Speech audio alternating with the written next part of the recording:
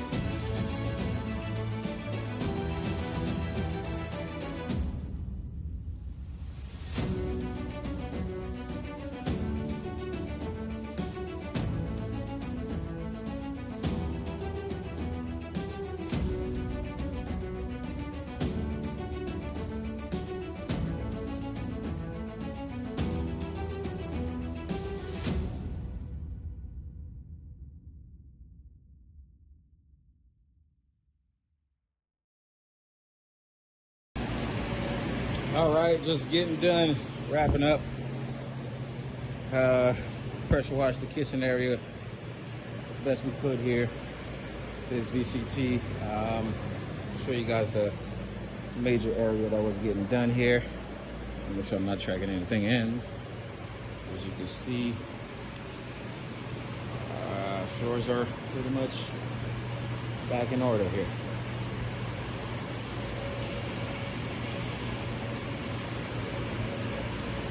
Yesterday, this was nowhere near what we're looking at right now. So, a lot of that up. Let's go around these views there.